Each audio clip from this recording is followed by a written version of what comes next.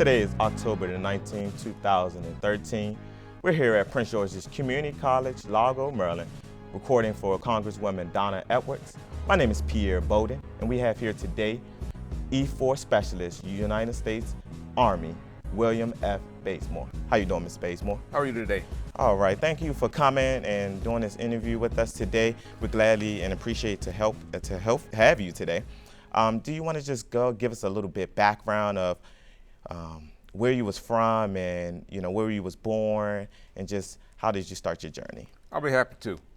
My name again is William F. Bazemore. I was raised and born in North Carolina, grew up pretty much in North Carolina, went to school in North Carolina, including college. I went to A&T University in Greensboro, North Carolina. However, I was drafted out of college into the Army What year? 1965. Okay. From 1965 until 1967, I was a military person again in the Army. But let me just go back a little bit. My basic training started at Fort Jackson, South Carolina. From Fort Jackson, I proceeded to advanced training in Fort Ord, California. And from Fort Ord, California, I went to my duty station, which was Schofield Barracks, Hawaii. I spent most of my tour in Hawaii. Great duty. Wouldn't trade it for anything. You can't beat the weather in Hawaii. Lovely place to have military duty if you have to have military duty. All right, so you went through basic training, and can you just inform us what training actually done? Is that just push-ups, sit-ups? Well, basically, when you go to basic training, it's kind of giving you an idea of what you're going to be doing once you are considered a soldier. That is, you have military training, you have the regular PT type training, as well as military type training, which would include Army weapons. For example, the M14, which is what we trained with at the time I was in service. You were trained how to fire the M14, as well as other military weapons. For example, the machine gun, M16. You train how to throw a hand grenade. You train how to really be a soldier in terms of weaponry as well as an individual. You're trained as to how to really be a respectful soldier, both military and civilian. All right, and your advanced training just go into more details? More detail of what you had in basic training. Okay, and then the training from there you went? To my duty station, where you really put that training into action. Once you reach your duty station, then that's where you really have an opportunity to utilize the training you received and when you were going through basic and advanced training. Okay, so basically you were bright young, you came and went to college and you was drafted. Now, did that take a pull on you that you was drafted? Were you ready? Were you interested in going to the military at that time? At the time, I wasn't doing that well in college. Okay. So I think the military was a good thing for me at that time because, again, I don't think I was quite mature enough to be a college student. So with the military, 2 years in the military, it gave me an opportunity to mature and to decide on what I would like to do at the military because I knew I wasn't going to be a soldier forever. So the military, 2 years in the military gave me an opportunity to kind of get my head on straight, as they say, and be prepared for when I got out of service, I could go back to college, which I did do. Okay, so while you was in the military, you said they improved your discipline, they gave you discipline and your mature level went up. Do you have anyone to thank? Do you remember your instructors at that time? I think probably my sergeants, number of sergeants kind of worked with me to get me on the thinking clearly, as well as other soldiers that were in. Some of the older soldiers kind of mentored me and helped me to decide on what I wanted to do because, again, when I went in, I was totally unprepared for military life. I didn't want military life, so to speak. But that time, again, gave me a good idea as to what I wanted to do, which was go back to college, and that's what I did. All right. And again, you were stationed in Hawaii. Was Do you want to expand on your experience while you was in Hawaii? Well, Hawaii was interesting in that, again, that's a beautiful country. The only dislike I have with Hawaii, you get to eat all the pineapples that you want. But other than that, it was a good tour. I got a chance to see a lot of the country being there, what part of the country most people don't see. So it was a good experience in terms of a duty station. However, once I left Hawaii, my whole unit left. We went by ship from Hawaii to Okinawa, and that's unusual. Most people, when they go to Vietnam, they fly. But in this case, because the whole base was going to Vietnam, we went by ship, and that was an experience in itself. All right. So you served in the Vietnam War, correct? Yes. All right. And what year did you go? I was there. I left. I was there in '65. I arrived in country in February '66, really. After training for a month in Okinawa, my unit left Okinawa and went to Vietnam. On the way to Okinawa, my ship hit a reef, and we had to abandon ship in the middle of the ocean, I thought, and travel by flatboat the rest of the way to Okinawa, which was an experience. And the whole experience on ship was an experience in that I think I stayed sick for about a week. The 14 days I was on ship, it was completely seasick the whole time. So while you're on this ship, you want to get into any details of actually what was going on at this time? And mostly just traveling, again, trying to keep food on my stomach. It was most of my experience. It was very little to do with on ship for the people that was being transferred to this Vietnam. So we just basically travel. It was a traveling experience.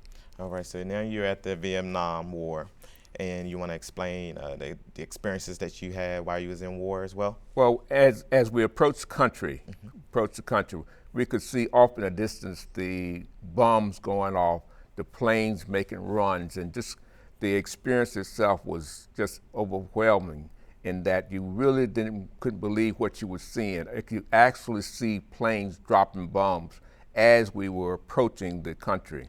And how old were you at this time? I'm sorry. I was approximately around 20. 20, yeah. Okay.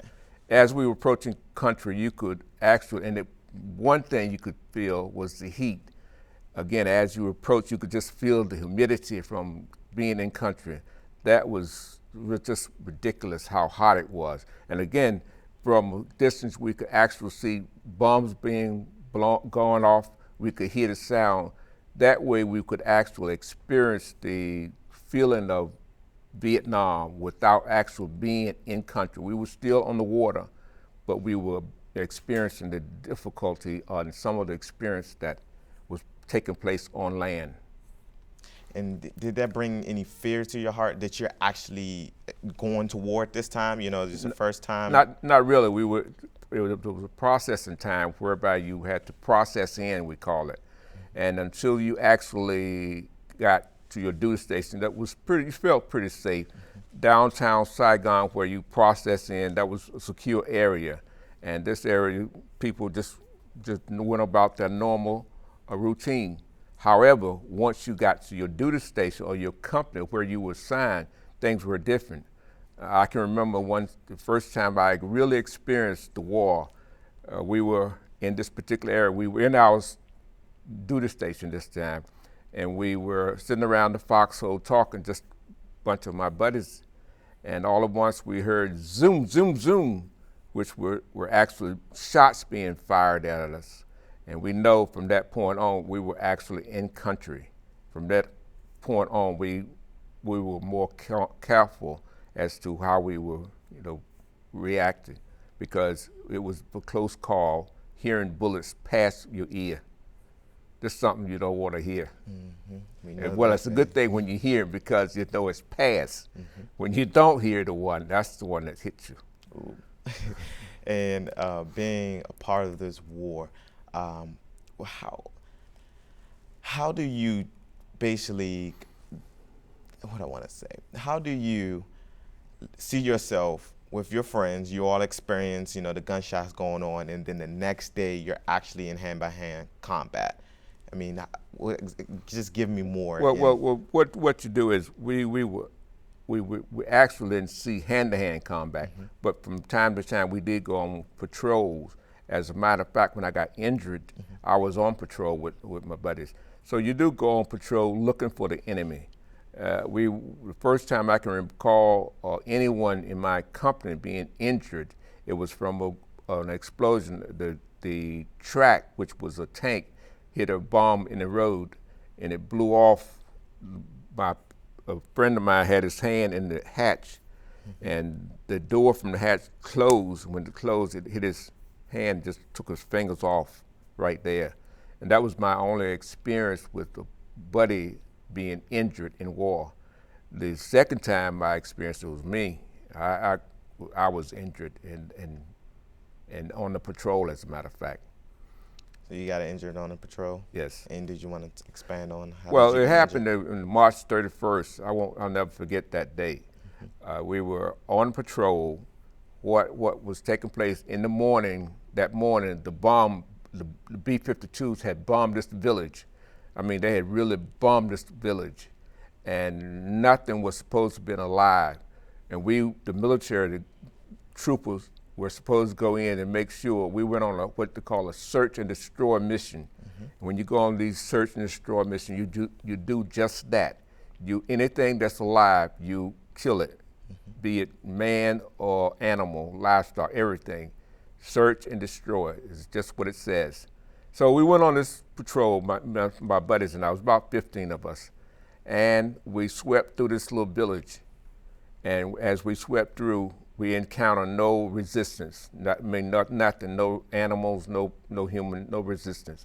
So we turned around and was coming back through the village, and we had orders when we see a piece of tin lying on the ground, just flat on the ground, we're to raise it up and toss a hand grenade down there, because that was, a lot of time, that was a well, and the Viet Cong would go down in the well when the bombs came, and that would protect them. If you down underground, you were protected. So they would dig wells and cover those wells with just a piece of tin. You would think when you see it, you would think it's just a piece of tin on the ground, but it would actually be a bunker for the enemy. So as I was coming back through this village, I saw just that. I saw a piece of tin lying on the ground, and I went over and just pulled the side of it up. You weren't supposed to look down, just raise it up high enough to toss in a grenade. And when I did that, the grenade immediately hit the bottom, which meant that the hole wasn't that deep. The hole was only about 2 feet deep. And when I heard it hit the bottom, I knew right away I was in trouble, and I had to get out of there. So I turned to start to run, and when I did, I remember taking about 5 steps. And the next thing I knew, I was doing a somersault through the air. And when I landed on my right arm. And I thought right away I was numb. I couldn't feel anything on my right arm. I thought that was because I landed on my right arm. But then I began to see blood all down my sleeve, and I knew I had been hit. So fragment from the grenade that I threw, a piece of it entered my arm and caused a wound. And at that time, your soldiers kind of helped you get back on the car, and you all went back to base? Right. They came over and administered first aid, stopped the bleeding, that sort of thing, and got me back to the field hospital, where they did additional treatment and got me back to more medical treatment. Ooh, traumatic experience. Did that experience give you more like a traumatizing?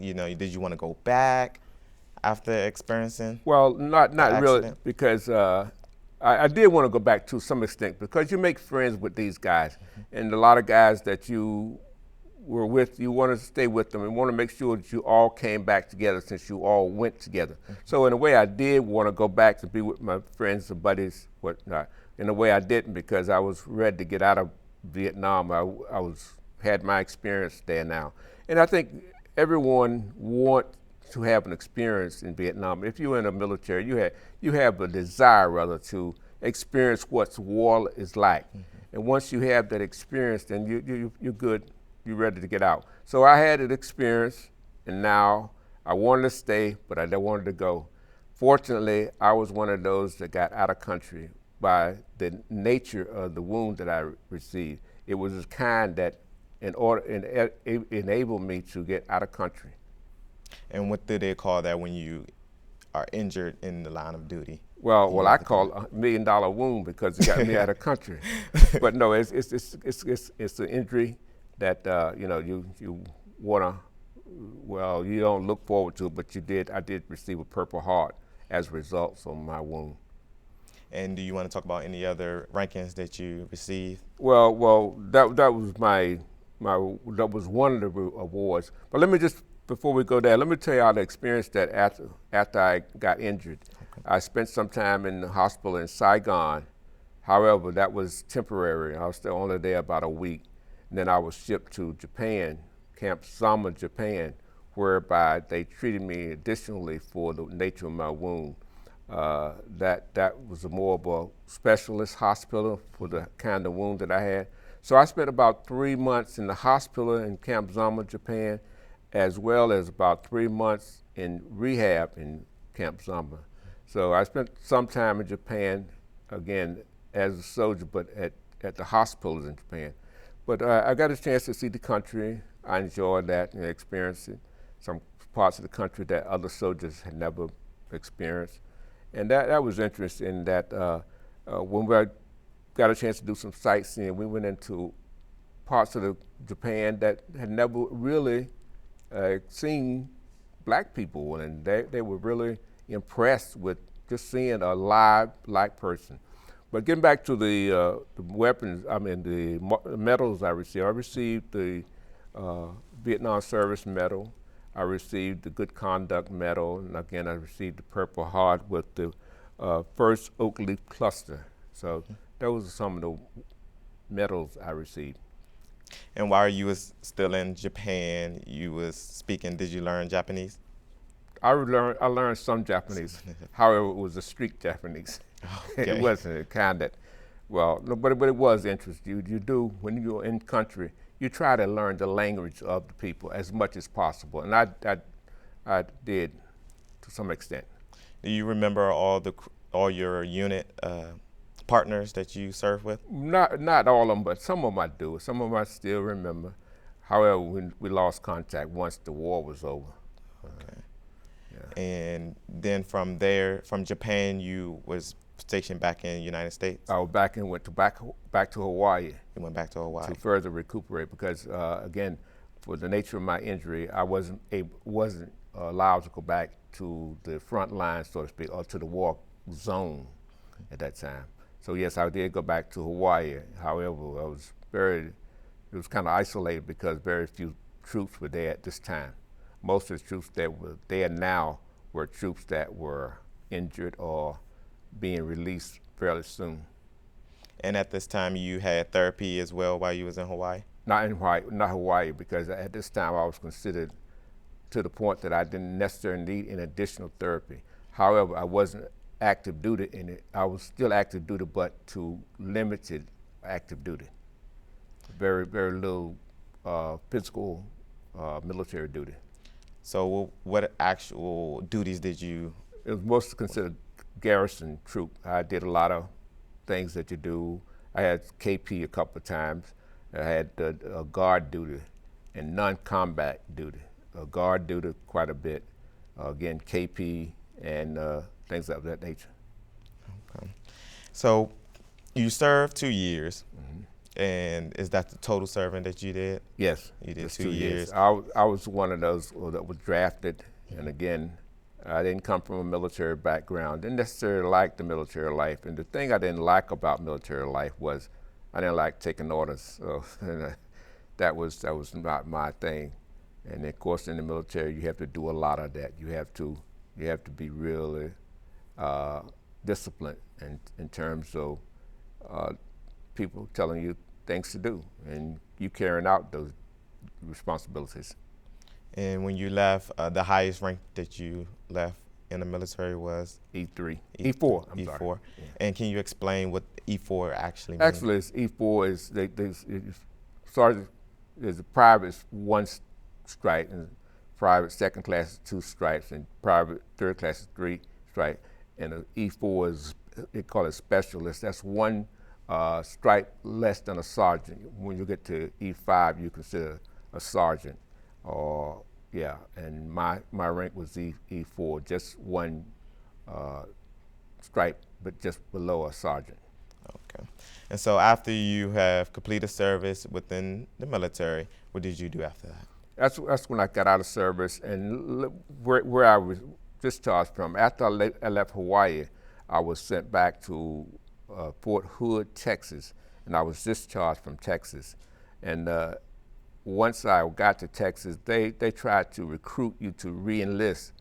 They tell you things like, we can get you to be a ROTC instructor, you can be a recruiter for some of the areas, but I knew I didn't want to do anything of those duties, so I just accepted the discharge, which was an honorable discharge, and I got out in that September. I got out in May of 1967, and I just kind of took it easy from May to September '67.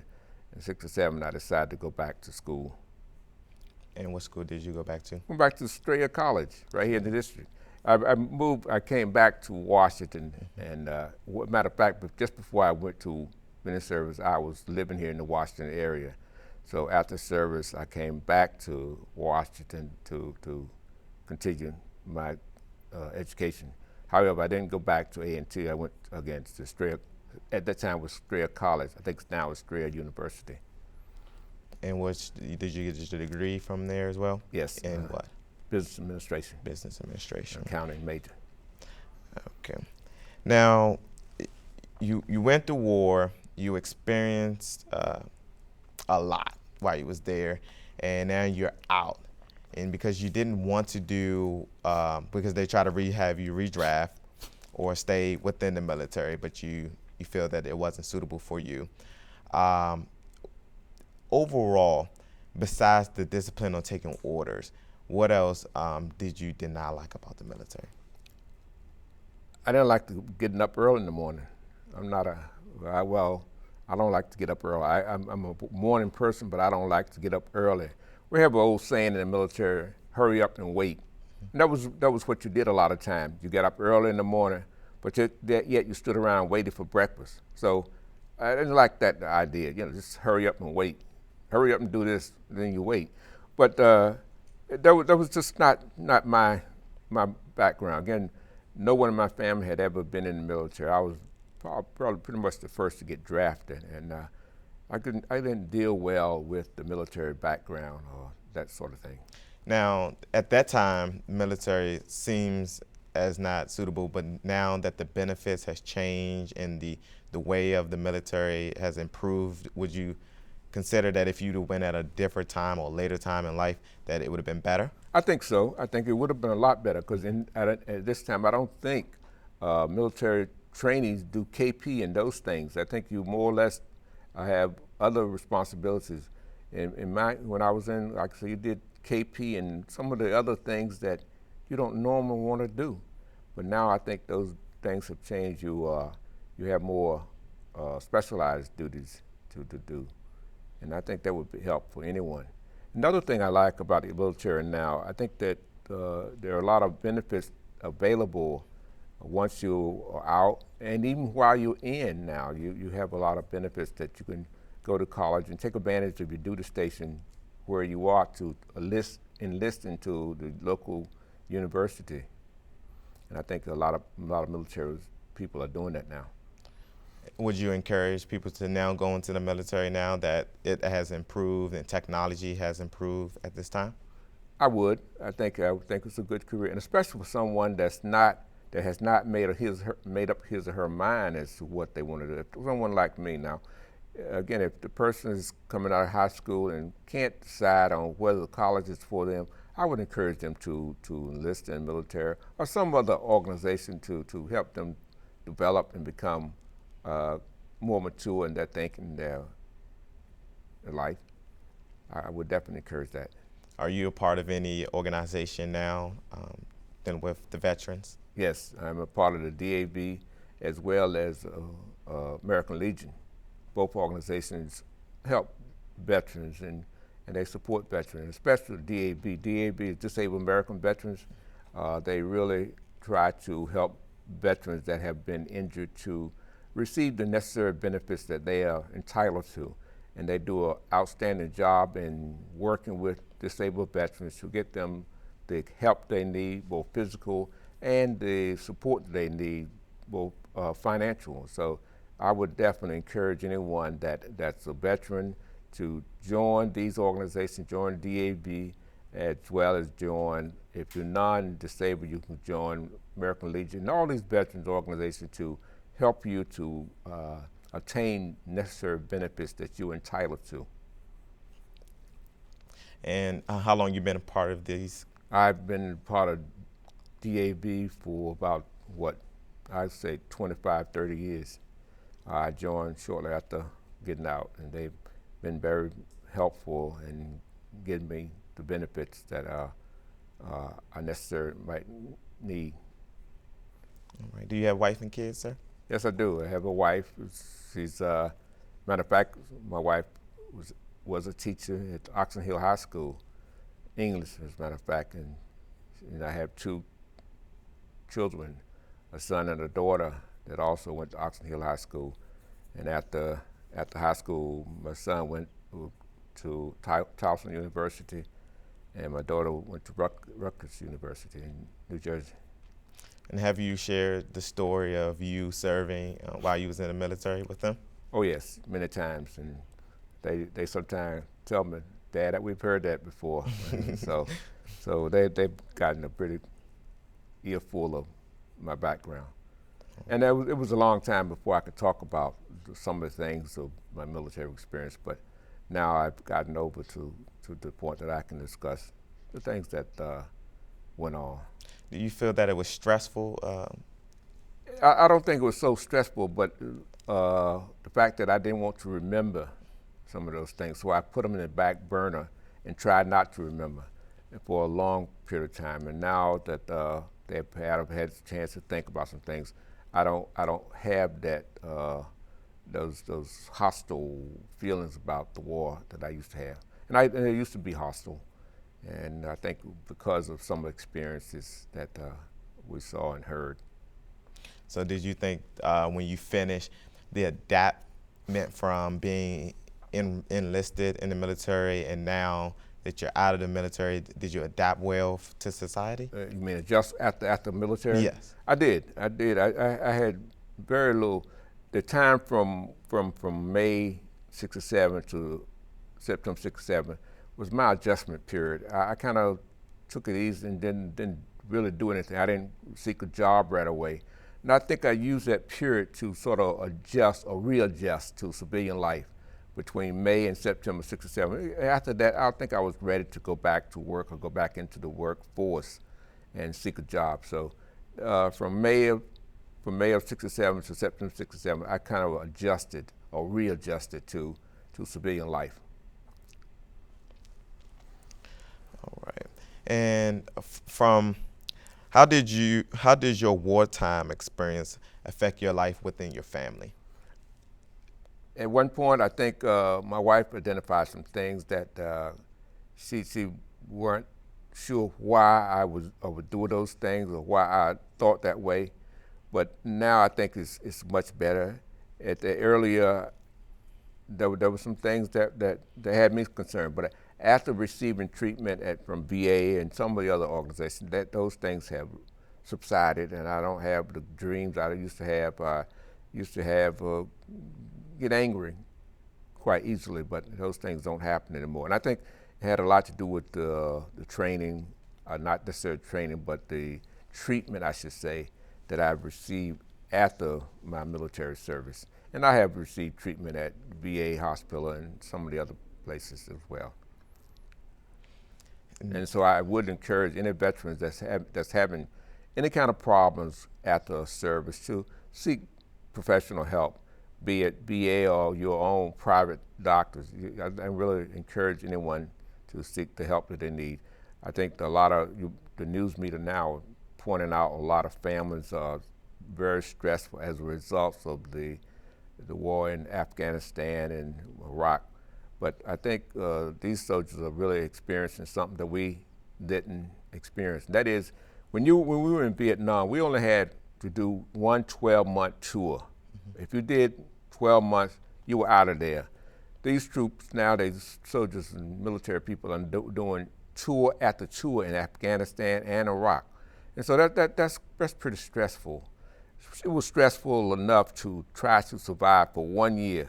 But it seems as though these people are surviving for 1 year, and then they put them back in the same hostile environment to try to survive another year, and it's another year, another year. So it's very different for these soldiers and military people nowadays than it was with the Vietnam War. Again, in the Vietnam War, you only had to do one full tour duty in 1 year in Vietnam. However, there were some people that re-upped to go back, but that was voluntary. You weren't required to do but 1 year. So your advice to them is to take it easy, to actually thoroughly think before going for another tour? Oh yeah, if they don't have to do a second tour in Afghanistan, I wouldn't encourage that at all. Do one tour, and if you could get out and do something else, I would definitely encourage it. It's just too stressful to do more than one tour, I think. So what are some of your life learned lessons while you was in the military? I think I learned how first of all, to grow up and just be a responsible person, take on responsibility, grow up, realize what it is that you need to do after military life, and then pursue those goals. For example, after military, I went and had a test to determine my best background, what I would like to do, where my best interest was, and I found out that the business side of things were my best interest. So I enrolled in school and became, got my degree, and I was an accountant for my civilian life. I worked for the government, and I was an accountant and then an auditor. So that was my growing up. It helped me determine where my best interest was, and I pursued those goals. So you was an accountant. How long was you accounting? I was an accountant about seven years. Then I became an auditor, and I was an auditor for the rest of my career. And did you retire? Yes. In what year? 2000. 2000. Yeah. And so after retiring and having all this experience, looking over your whole life, would you consider, you being in the military or experiencing the military as an improvement or to make you better? Oh yes, as I said before, that was an experience that opened my eyes, to help me to get my life together. And I wouldn't trade it for anything, because I don't know, had I not gone into the military, I'm not sure where I would end up. I don't think it would have been where I am today, but the military life did help me to redirect my thinking and get into an area that really benefited me in the long run. That area was the business field, accounting, auditing, that sort of thing. And I still love those things. So when you come across other veterans, how do you all communicate? Do you explain, where I traveled to or where I was enrolled? I mean, how your conversation with? Well, depending on the guys that are my age, yes, we do those things. We sort of communicate. My next door neighbor was an earlier veteran. He was a World War II veteran, conflict veteran. So we compared notes, and I was Vietnam, so we were able to compare some notes, some things that he experienced. I didn't experience some things I experienced, he did not. So it was comparison. Now there's some things that the Afghan soldiers are experiencing and Iraq soldiers that I've never experienced. So it's a comparison. You continue to learn from each one, each conflict, how they adjust to and what they did to make their life a little more pleasant. And we just compare notes that way. And I think it helps both old and new veterans. And for the newer soldiers, who are going in now, again, what would you encourage them to do, and how would you proceed to actually recruit them? I think I would encourage them to take advantage of all the benefits that are available while they're in service, as well as when they return from service. So, for example, I would encourage them to definitely try to take courses in the military, so that those courses would give them credits when they get out if they stayed in. And I would encourage anyone to go in now. Try to go in as an officer. Again, I didn't know the benefits of an officer until I got out of service. Had I known that, I would have tried to go on to OCS, taking advantage of advanced ROTC. In college, it was mandatory that we took ROTC in college for the first 2 years. However, once I did the first 2 years, I jumped out of it. I should have stayed in, and especially if I knew I was going into service. The officer side of military life is so much better than the enlistee side of military life. So I would encourage anyone to go, considering going to service now, to try and go in as an officer as opposed to an enlisted man. It's just so much benefits and so much better to be an officer. So just want to go back a little bit. So from the benefits that you're having at your time going in, and then the benefits now, there's a big change in those. And where the change, or what changes have you feel that if it would have been better or it kept you there longer if you'd had those benefits? I think education is one thing, and the fact that you could take courses in while you're in service that would apply to a college degree. Those things are just you can't benefit more.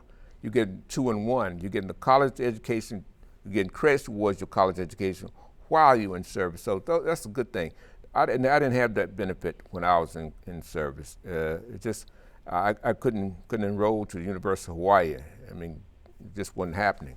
But I think now you can just about enroll into any university that you want to, and go attend college while you're in military service. And I would definitely encourage anyone to take advantage of that. And is there anything that we haven't discussed that you would like to discuss? I think pretty much we covered everything. I think the things that really think is important, the fact that you just grow up, when you use the military or use any experience to grow up and become the person that you think you are, and if you're male, become a man. And I think that helped me a great deal, to use that experience to become a man and do the things that are expected for you as when you return to civilian life, even if you don't go into military life. Just kind of use your experience to help others, to encourage others in any way possible.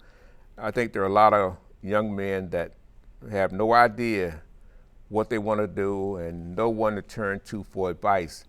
If you can find a mentor that will kind of direct your life and kind of help you decide on things, I would encourage you to grab a hold of that person and let that person mentor you and help you to grow into who you want to become. And especially if you see someone in the field that you were thinking about, always for just try to pick that person's brain and use all the resources that's available to you to help you to develop into the person that you want to become. And again, when you served, at that time, there were few women serving at that time, right? And now, women are serving just as much as men are serving. What do you think about women serving in the military, or them actually serving in hand-to-hand combat? Well, I have a problem with serving in combat because it's not what people think. It's very, very, very rugged. And I think women might have a problem with that. For example, and I'll just use this for, when you're in combat and out in the field, there are times you go for weeks without even being able to take a bath or shower. And I don't know if women feel comfortable with that. There are times when you don't get a hot meal. For example, we went weeks without a hot meal, and you sleep on the ground. I can remember many nights actually sleeping on the ground like an animal, like a cow. I mean, where you stop is where you slept. and a lot of times you didn't have time to dig a foxhole because you got there late and you were going to leave early in the morning. So where you stopped is where you slept. And I don't think a lot of women know about these things or are willing to do these things. It's just not what you think. It's not what you see on TV. It's much different, and that's just my opinion. I'm not sure, but I would love to see women serve, but not in combat roles. There are other things that they could do that really support the troops and be a part of the action, just not out on the front lines in a remote area with a bunch of guys, especially when they've had a couple of beers and they're away from home, away from their families. It's just, I think you ask for trouble when you do those kinds of things. You just. So do you think this will be a distraction? I think it would be a very disruptive. I think for have a female in a remote area with a group of guys that are homesick and just looking for trouble. I think, and it would be very. I think it would be difficult for both situations, both the male and female, to be in those kind of environments. It gets kind of lonely at night sometimes, and it wouldn't be very good. I don't think. That's just my opinion on those areas. All right. So, for your opinion, you don't feel that women should be on hand-to-hand combat, but they should be in other areas. So how do you feel by them rank? How would they rank faster if they are not serving in combat? I think the rank is there, and that they could go up to change of command in other areas.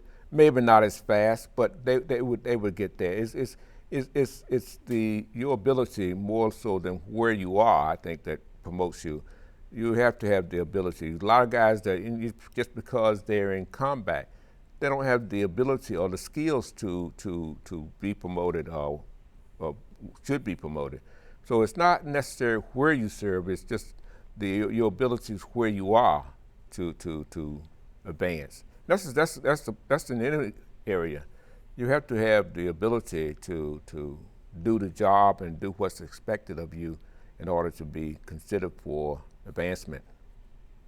And if you were to go back to the military, not saying that you would, but what branch would you go into? I think I would still love the Army. Army? Yeah. Why is that? I just have a feeling, when I was in ROTC, I was in Air Force ROTC, but then I was drafted into the Army, so I saw the difference. It's just a lot of, I think it's just a manly thing. The Army, nothing wrong with the Air Force, but I just prefer the Army over the Air Force, and because I saw that experience. So do you think the training for the Army is more manly than the training? A little more rugged, I should say. Rugged? Yeah, and a little more intense. And I think you could take a lot of your training into civilian life if you got the right training. For example, I think you could become a medic more so with the Army military training. I think you could become a fireman. I think you could become a police officer. So those are just some things that I know that are out there for veterans that are coming out of military. You may have those same kinds of experience with the Air Force, I don't know, but I know they're there for military veterans, Army military veterans, firemen. They're always looking for people. Police officers, they're looking for people, and the medic people. There are positions that are available, well-paying positions. All right. Well, we thank you for having you today. We greatly appreciate you sitting down and expressing your experiences while you was in the Vietnam War as well. Greatly appreciate it. Thank you for coming. Thank you, sir. My pleasure.